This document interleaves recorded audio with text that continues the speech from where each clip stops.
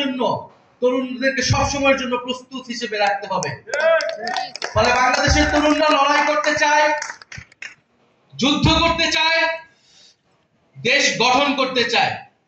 এখন এই তারুণ্যের যে শক্তি, গণ অভ্যুত্থানের পরে যে শক্তি বাংলাদেশের তরুণদের মধ্যে এখনো রয়েছে, সেই শক্তিকে আমরা কতটুকু কাজে লাগাবো, এই রাষ্ট্র কতটুকু কাজে লাগাবো, সেই সিদ্ধান্ত আমাদেরকেই নিতে হবে।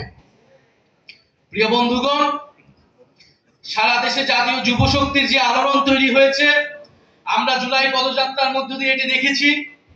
জুলাই পদযাত্রায় সারা দেশের প্রায় প্রত্যেকটি জেলায় জাতীয় যুব শক্তির সংগঠকরা আমাদেরকে সহযোগিতা করেছে, তরুণদেরকে জুলাই পদযাত্রায় নিয়ে এসেছে।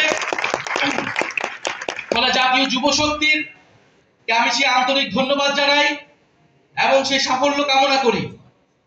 জাতীয় যুব শক্তি আজকে যেই ঐতিহাসিক যুব সম্মেলন আয়োজন করলো এবং যেই প্রতিশ্রুতি, যেই ওয়াদা আমরা দেশের তরুণদের প্রতি, বাংলাদেশের জনগণের প্রতি আমরা দিয়েছি, ইনশাআল্লাহ সেই ওয়াদা আমরা পালন করব এবং আমাদেরকে সংশোধন সংস্কার নিজেদের ঘর থেকে শুরু করতে হবে।